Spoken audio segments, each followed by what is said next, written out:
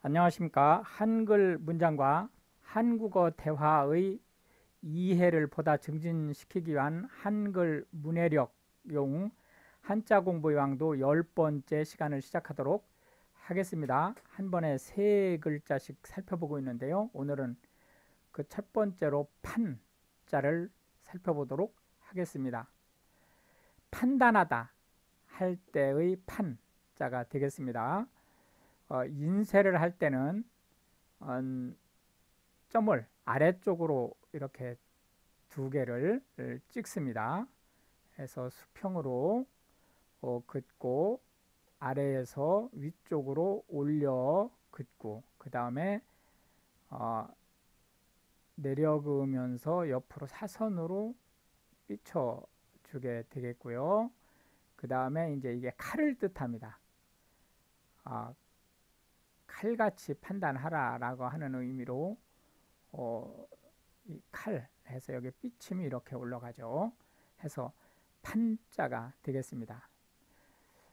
이건 이제 인쇄할 때에는 이런 식으로 이제 그 아래쪽으로 내려가는 점을 찍습니다. 그러나 이제 손으로 쓸 때는 거꾸로 찍죠. 해서 위에서 아래로 점을 찍고 그 다음에 역시 수평으로 그 다음에 아래에서 위쪽으로 그 다음에 쭉 수직으로 내려가다가 옆으로 삐쳐 내려가게 하고 수직으로 하나 마무리 수직으로 내려갔다가 밑에서 이렇게 삐침으로 올라가는 이런 형태가 판단하다 할 때 판자가 되겠습니다.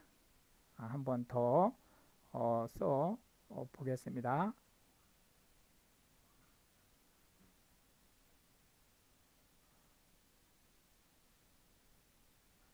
그래서 판자가 되겠습니다. 판결, 판결이라고 하는 것은 재판에 사용되는 용어입니다. 원고와 피고가 서로 자기의 주장, 즉 증거를 가지고 얘기를 한 거를 판사가 보고 최종적으로 법원의 의견을 확정하는 것을 판결이라고 얘기를 하는 거고요. 판단하다 라고 하는 것은 꼭 법원이 아니라 할지라도 일상생활에서 우리가 어떤 내용이 맞다 틀리다 라는 생각을 정하는 것을 판단하다 이렇게 얘기하는 거고, 이 판단하는 것을 국가의 의사로 재판정에서 하는 걸 판결이라고 하는 거죠.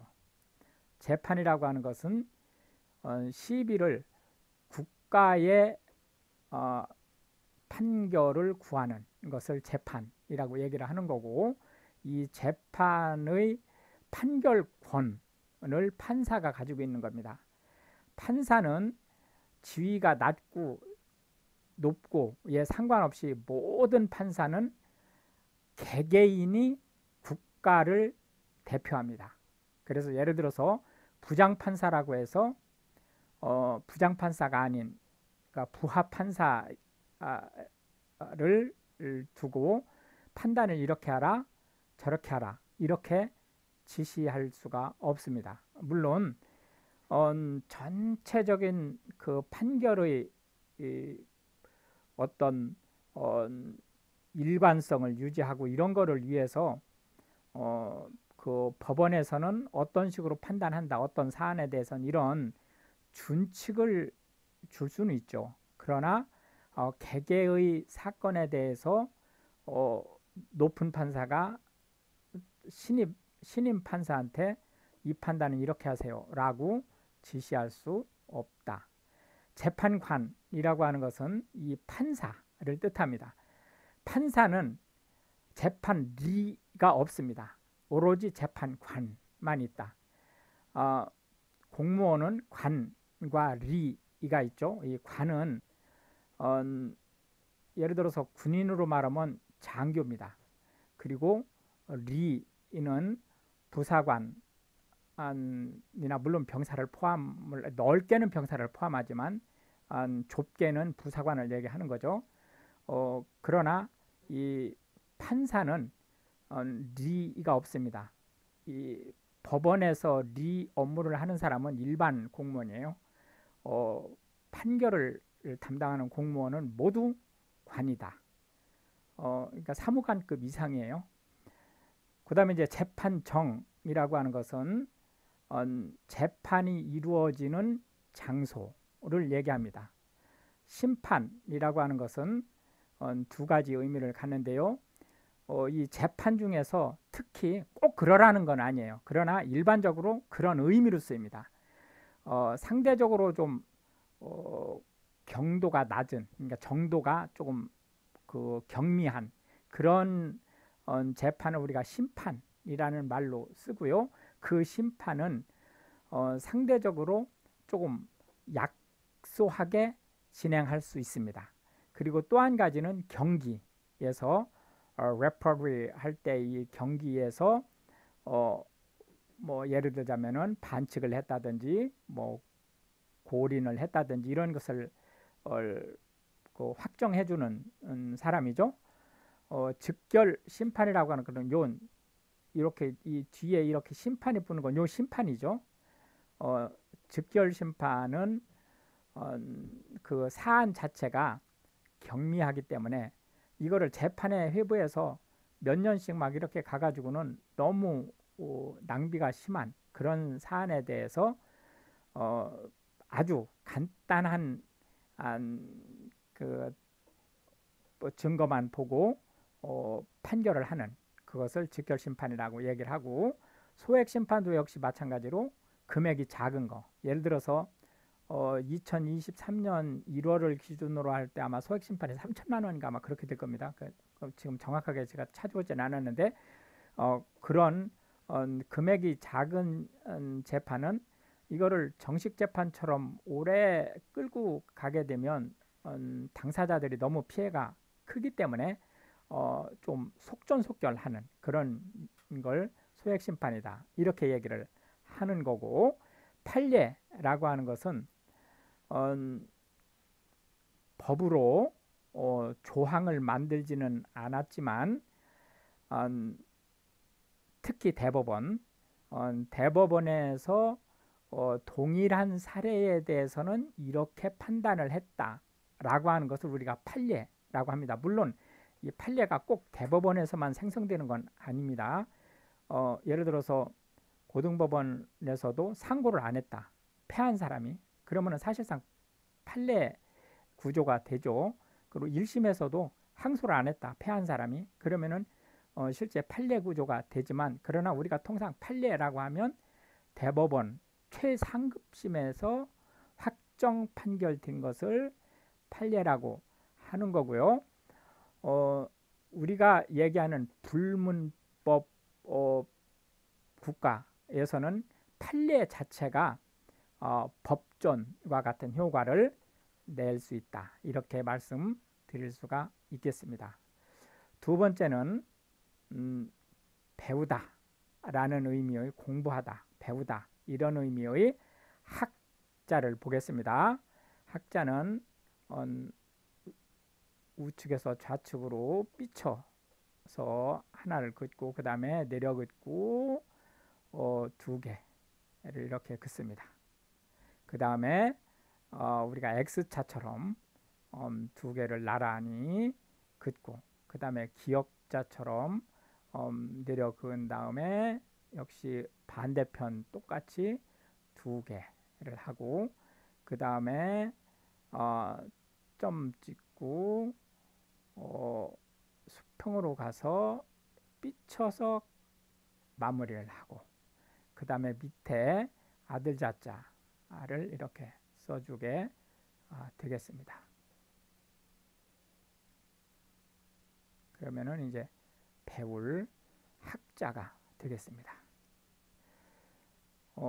글씨를 예쁘게 쓰려고 하지 마시고 꼭 따라서 해주세요. 삐치고 내려 긋고 점을 두 개를 찍고요. 그 다음에 여기를 꼭 글월문처럼 이렇게 써도 상관없습니다. 그래도 학자가 됩니다. 그 다음에 기역자처럼 하고 상대편에 점을 2개를 찍고 그 다음에 내려 점을 찍고 획을 그은 다음에 삐치고 그 다음에 아들 자자를 이렇게 써주면 배울 학자가 되겠습니다. 한 번 더 해보겠습니다.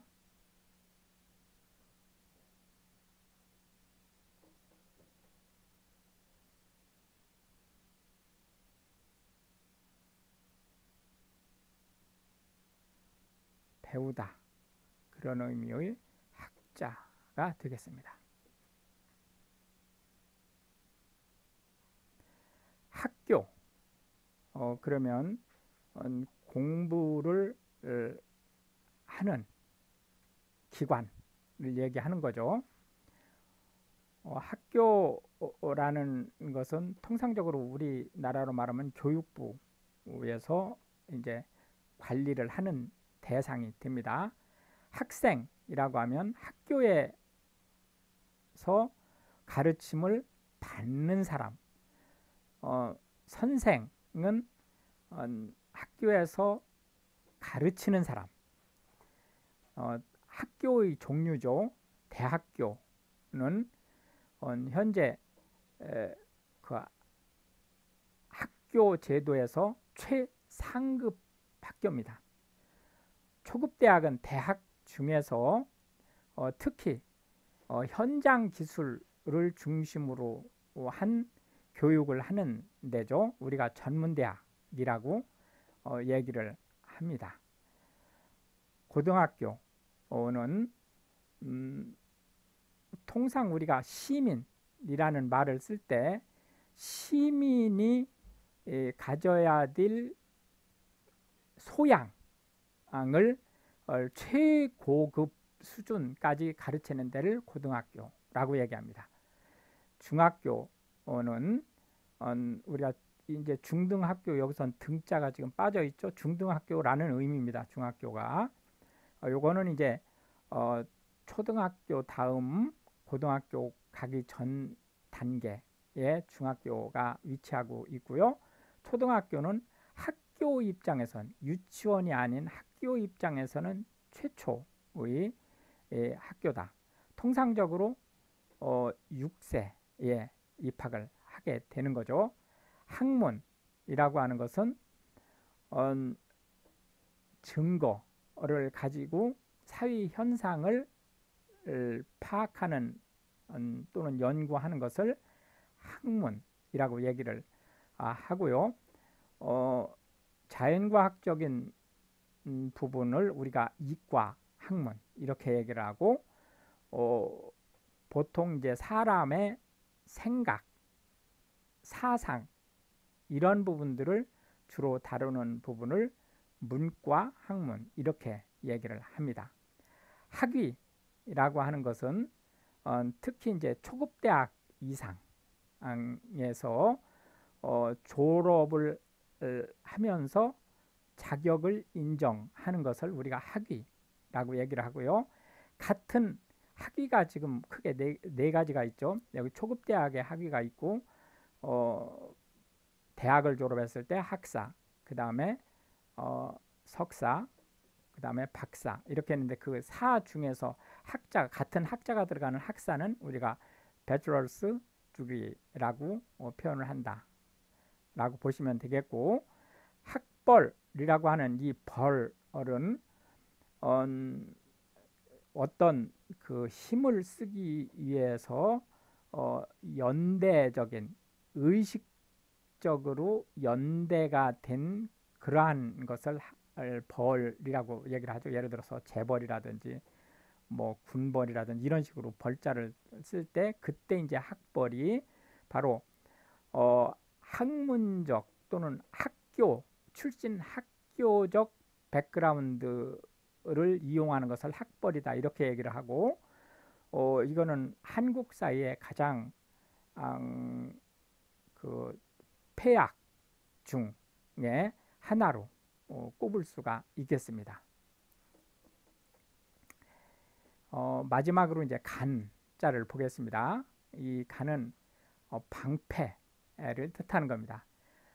모양새가 방패 같죠? 이 사람이 손으로 들고 있는, 그러니까 상대방의 창이나 칼을 막기 위해서 드는 방패처럼 생겼다 해서 방패, 간자, 아주 간단합니다. 위에 줄을 긋고 밑에 조금 더 넓은 줄을 긋고 수직으로 하나를 쭉 내려 긋습니다. 삐침이 없어요. 아무데도. 그래서 이제 간자가 되겠습니다. 이건 방패라는 의미의 이 간자가 되겠습니다. 워낙 간단하기 때문에 뭐 많은 설명을 할 필요가 없을 것 같습니다. 예, 간자. 근데 이 방패간은 방패라는 의미하고는 별 관계가 없는 단어들을 이루고 있습니다. 그래서 이게 조금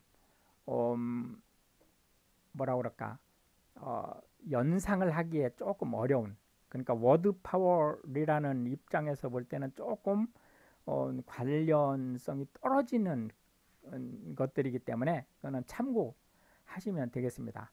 간구하다, 무엇인가를 상대방한테 간절히 요구하다, 그런 뜻입니다. 그래서 실제로는 오히려 이렇게 이런 한자, 간절히 원하다라는 뜻의 간구하다를 더 많이 씁니다. 그러나 이 간구나 이 간구, 방패간을 쓰는 이 간구나 사실상은 같은 말이다, 이렇게 보시면 되겠고요. 간만이라고 하는 것은 우리나라의 경우 동해는 간만의 차가 별로 없죠. 그러나 서해는 간만의 차가 많습니다. 이 얘기는 조수, 즉 썰물과 밀물의 그 바다물 높이 차이를 간만이라고 얘기를 하고요.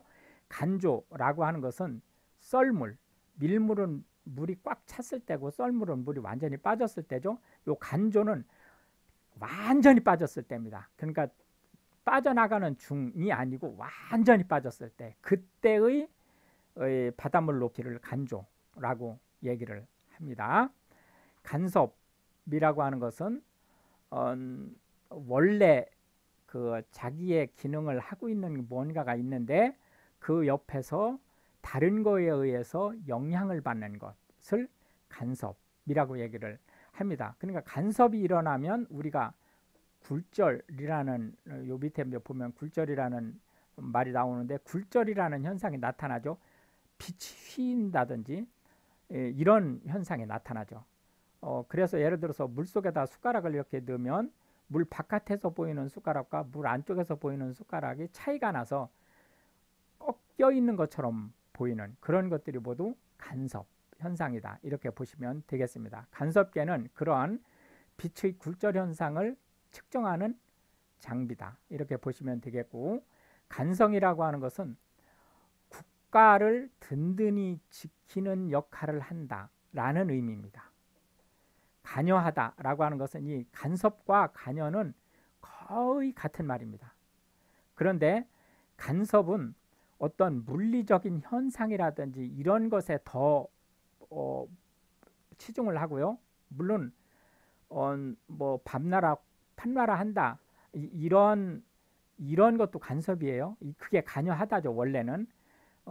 그렇지만 간섭은 보다 좀 물리적인 현상이라든지 이런 거에 치중하고, 간여는 사람이 뭐 대추나라 밤나라 이런 말을 자기의 일이 통상적으로 아닌데도 불구하고 끼어들어서 이러쿵저러쿵 하는 것을 간여하다. 그래서 좀 요 간여하다는 부정적인 의미를 가지고 있습니다. 근데 이 간섭도 물리적인 현상일 때는 상관이 없지만 이렇게 소프트적인 거로 볼 때는 이 간섭이 부정적인 의미로 쓰이는 거죠.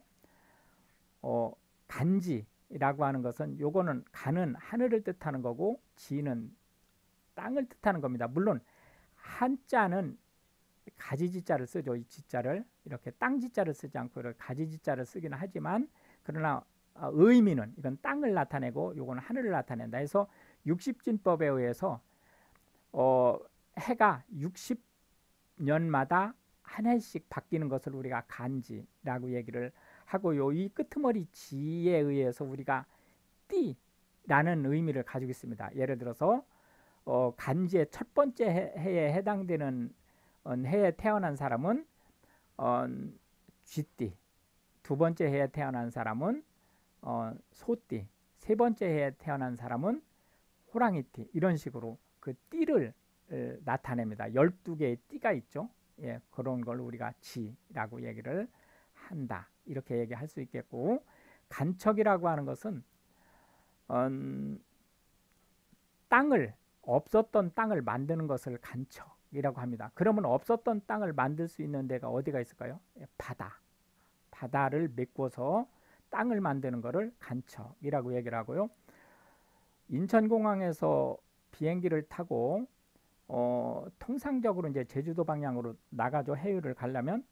그러면서 가다가 보면 유심히 보면 우리나라 그 서해안이 원래 우리나라는 이렇게 막 꾸불꾸불 원래 이렇게 돼 있죠. 그 우리나라의 이 지리가 근데 이런 식으로 꾸불꾸불 하는 데가 지금 많지 않아요. 다 직선으로 바뀌어 있습니다. 왜 그러냐? 간척에 의해서. 이렇게 간척에 의해서 만들어진 땅을 간척지라고 얘기를 합니다. 우리가 대표적인 데가 서산이나 이런 데죠. 그런 데를 간척이라고 얘기를 하고, 우리가 산을 불을 놔서 화전이나 이런 거에서 불을 놔서 그 개척하는 것을 우리가 개간이라고 얘기하는데, 그때 간자는 이 간자를 쓰지 않습니다. 의미는 비슷해요. 의미는 비슷하죠. 황무지 같은 땅을 쓸 수 있는 땅으로 만드는 것도 개간이라고 합니다. 그러나 그때의 간자는 이 방패 간자를 쓰지 않는다. 이렇게 말씀드릴 수 있겠고요. 이렇게 해서 이제 오늘도 세 개의 한자와 각 한자의 10개씩의 실용 단어들을 살펴보았습니다. 한글 문장을 이해하고 한국어 대화를 하는 데 있어서 서로 간에 의사소통이 제대로 되게 하는 것을 목적으로 하고 있는 한글 워드파워 한자 공부가 많은 도움이 될 수 있기를 바라겠습니다. 감사합니다.